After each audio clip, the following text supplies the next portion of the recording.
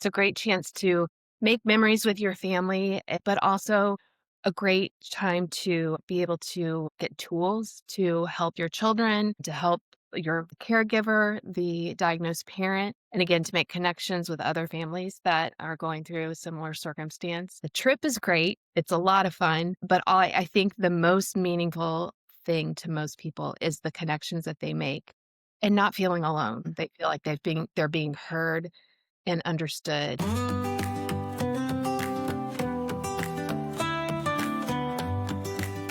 Welcome to the Inheritance of Hope podcast. Every day, 562 children lose a parent to terminal illness. They shouldn't have to face that alone. You can pretend to avoid the painful realities of illness, grief, and death, or you can deal with the real stuff in caring community. On the podcast, people in Inheritance of Hope's community share raw, personal stories of pain, trials, and the shadow of death, which are also stories of joy in terminal illness. Find more Inheritance of Hope community at inheritanceofhope.org. Hello, everybody. Welcome back to another episode of the Inheritance of Hope podcast. I'm Ellie, your host today, and we will be covering a service that is near and dear to the Inheritance of Hope family. It's one of our largest services, our legacy retreats. This has served so many families over the years, and if anyone has heard about Inheritance of Hope and only knows one service, it's probably the legacy retreat. I have someone who knows so much about Inheritance of Hope and legacy retreats on the call with me to walk us through some questions that you might be wondering about this service. So go ahead, introduce yourself, and tell us a little bit about Inheritance of Hope's legacy retreats. My name is Beth Lee, and I live right outside of Washington, D.C. in Northern Virginia. I have 5 adult children and a daughter-in-law and a granddaughter, which is awesome. We're loving that stage of life. I first heard about Inheritance of Hope through Jill Thompson and her best friend, Kristen Milligan. Her and her husband, Derek, were the ones that founded Inheritance of Hope. We've been longtime supporters of Inheritance of Hope. In 2020 was the first time that I really jumped in with 2 feet. I was getting ready to be an empty nester and had extra time on my hands. My first legacy retreat that I volunteered on was in Orlando in 2020. And it was just an incredible experience to be able to see these families come in and be loved and served so well by the incredible volunteers. Legacy retreats, I feel like it's a lot of introduction to Inheritance of Hope for a lot of families. And I kind of call it our flagship offering. Mhm. It's the original offering. Now I'm a navigator, which means that I help onboard families to come to the retreats. So it's really a special gift to be able to talk to these families ahead of time and get them prepared and kind of explain to them what to expect for the legacy retreat, and then just to hear their stories and to just to get to know them and their families and a little bit better. How many legacy retreats have you been on? I think it's between 20 and 25, but I don't know the exact number. So somewhere in there. So you're definitely the right person to talk to. I feel like you know the ins and outs. I guess just the most basic question is, what is a legacy retreat? How would you explain it to someone who's hearing about it for the first time? A legacy retreat is a chance for families to spend a weekend together in usually a different city. We have all kinds of other families that come to, so they're able to just be in a place with other people who have a baseline. Everyone's story is different, everyone's circumstance is different, but there's a baseline of understanding of what each other are going through.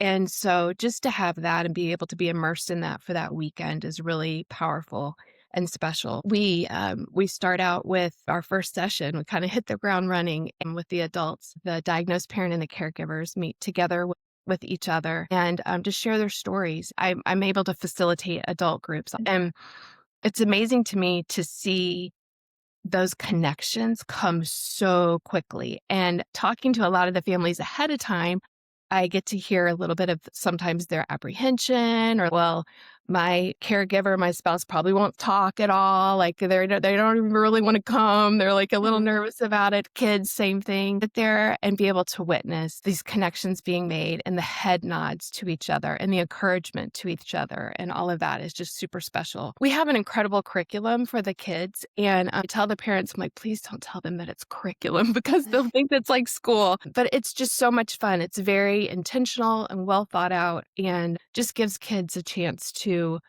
talk about their feelings and their emotions and be able to see that they're in a group. Then very seldom are the kids exposed to other people who have a parent who has an illness like this. And so for them to be able to be in a group of other kids, they start they start realizing, oh, okay, these other kids have some of the same things going on in their homes also.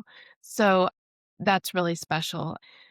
The other thing that I think is incredible about the legacy retreats are the volunteers, and they come with this incredible heart to serve. And I always tell the families, the more you ask of them, the happier you're going to make them because that's what they're there for. They're there to come and serve. And then also the other thing that's really special is that there are a number of our volunteers come from families who have been served. So they come in with such a deep understanding of what these families are going through, and especially for the children. And who are these legacy retreats for? If someone is listening who is not familiar with Inheritance of Hope and kind of knows like the niche population we serve, who can go on these legacy retreats? We serve families who have at least one of their children is under 18, and one of the parents has a terminal illness. And so oftentimes we'll have families who have,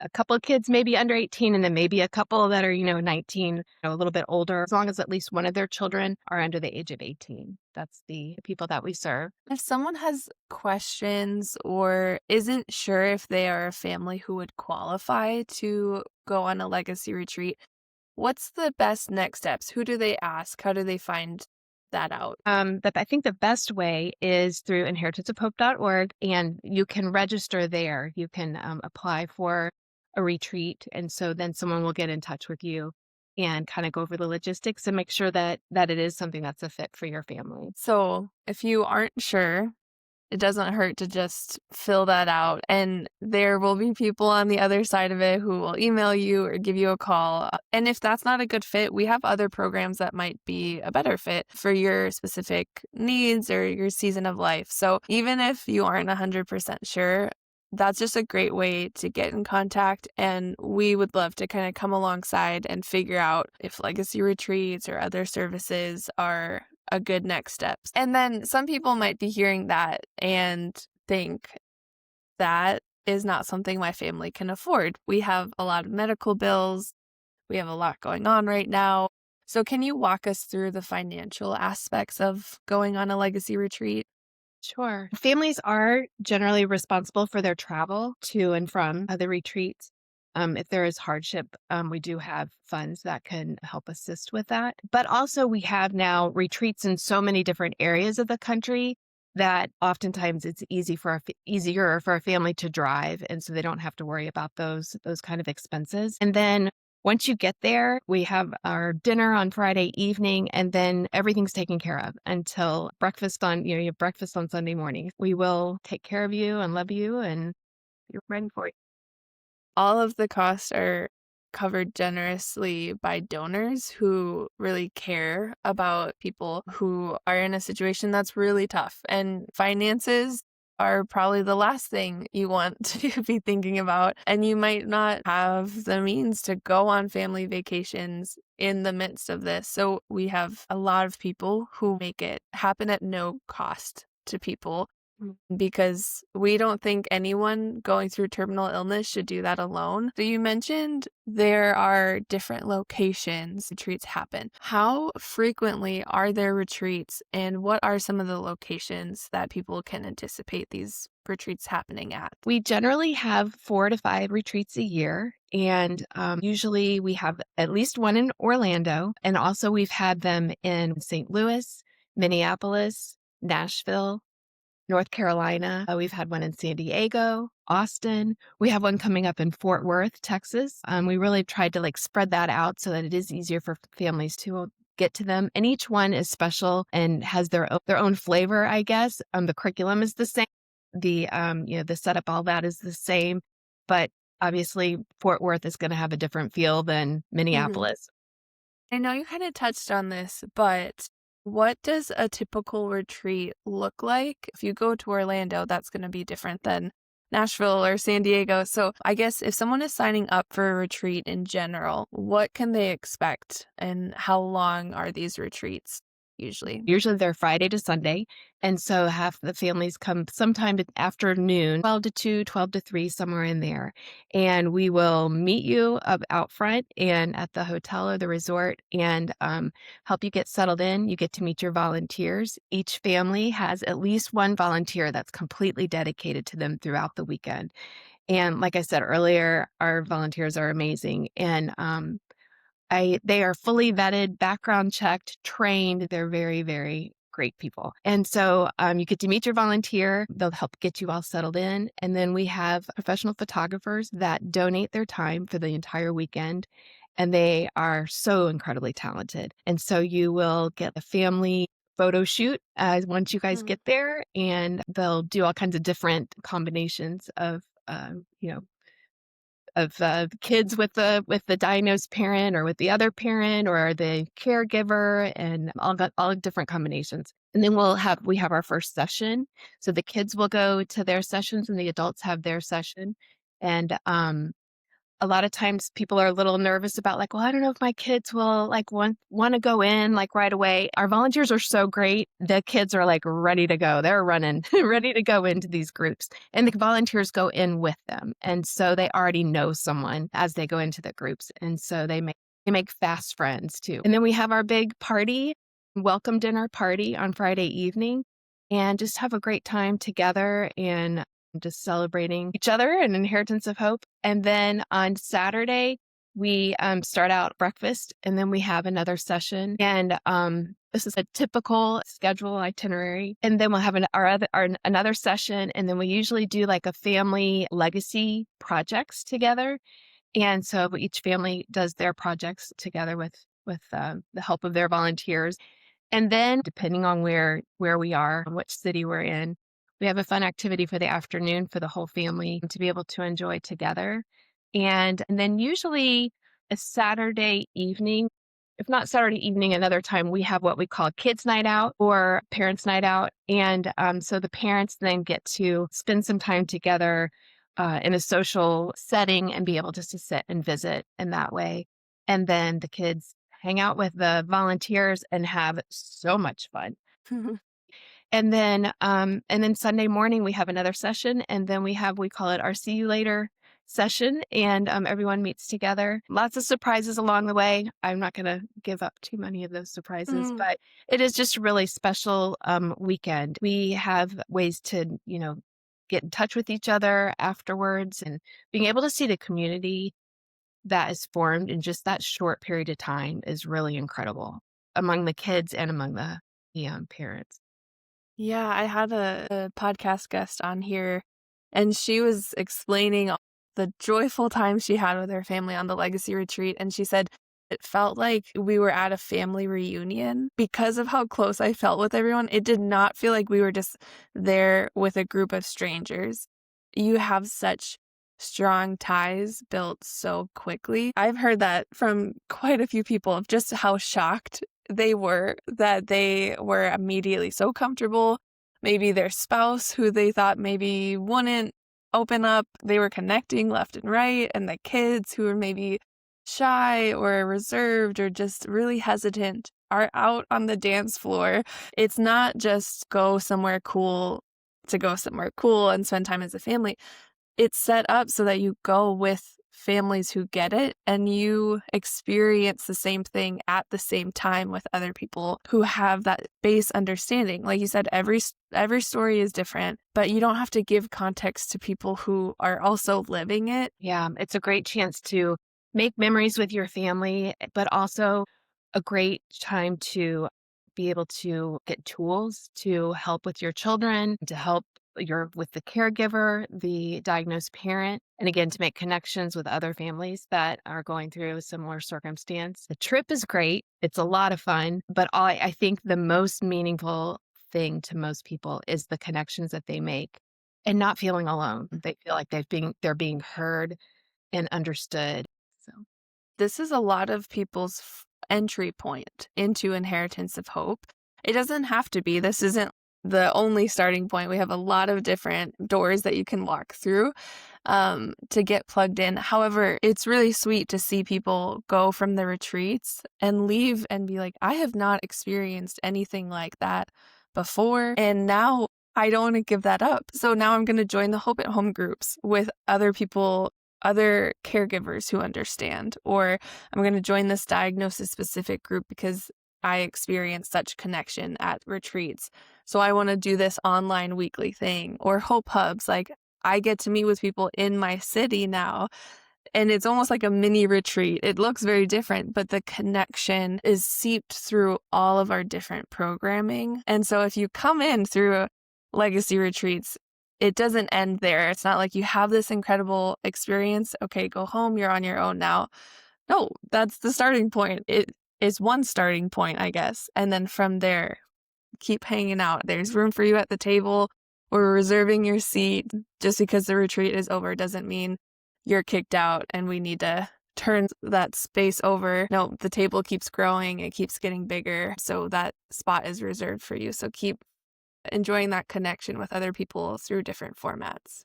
oftentimes we call it the Inheritance of Hope family because it really is like a big family and it's getting bigger and bigger. And be able to continue those relationships after the legacy retreats. It's relatively easy to do with our Hope at Home groups that meet every week online. And that's why too, the last session, that we have, we all meet together at the legacy retreat. And we don't say it's like our farewell. We literally call it, you see you later, because that's what we expect. We really, really want to see you later. This is a question that people might be wondering, and it's a little specific, but what happens if a family registers for a legacy retreat and health changes, or now a surgery is scheduled and things change, like medically complex families know everything changes at the drop of a hat. So um, if anyone's feeling a little bit hesitant about registering or starting this process because it's not predictable what their next few months look like, share what that process looks like and how Inheritance of Hope is walking alongside people in that. That happens really often, unfortunately, and the reason for it is really difficult. Because we offer so many legacy retreats, we can, if you're already scheduled to go on an Orlando retreat and that just ends up not working, then we have other retreats then that we can move you to another retreat, what works best for you. So that's a huge advantage of having more retreats is that we are able to move people to ones that work for them. Legacy retreats are not the only option. So Mm. if you're not sure what it looks like, go through the registration process. It is worthwhile. We will work with you. But then also in the meantime, plug into a Hope at Home group or do these things so you can still experience the community and connection. We're with you along every step of the way, and we'll try to make something work to the best of our ability. Yeah, the Hope at Home groups are so special. They are a community all unto themselves. I feel like Inheritance of Hope is so good to for the whole family. It's not just one, it's not just the diagnosed parent or just the kids. It's for the whole family. It's very holistic. The fact that then the Hope at Home groups, we have like a parenting with illness, a caregiver group, we have kids groups. So we definitely want to serve the entire family. So It's all developmentally appropriate. No one is slipping through the cracks. And that model is the same for our Hope at Home groups. So there's a lot of that continuation of care. So if someone is listening to this and maybe doesn't fit in that group of people who would maybe be eligible to go on a retreat, but they are just so interested in learning more or getting involved, how can someone listening jump in to the legacy retreat needs, and what gaps are there that they could help fill? And I'd say the inheritanceofhope.org website, there's a lot of information on there, and there is a place for volunteers if that's something you're interested in doing. Volunteering, they have different questions, and somebody would reach out to you and be able to answer questions that you might have. And volunteering isn't just necessarily volunteering at a legacy retreat. There are so many opportunities to volunteer with Inheritance of Hope in different ways, and different people have different gifts, and being able to use those, I think that Inheritance of Hope is very intentional in that. And so that's one way to get involved. And also giving, be able to support Inheritance of Hope financially is really important, because we want to serve more families. The numbers are astounding how many families are affected by having a parent that has a terminal illness. And we just want to continue to serve as many families as possible. There are so many needs. If you are a photographer, there are photography needs. If you love spreadsheets, I guarantee you there's a spot for you there. All of that is on the Inheritance of Hope website. So that will be in the show notes. You can just click there and poke around and just see how you feel prompted to take next steps. But if you are a family listening, go ahead and register. We'll be there with you. If you aren't a family to be served, how else can you get plugged in? There are lots of opportunities for you there. Thank you so much, Beth. This was very informative. Thank you so much for having me.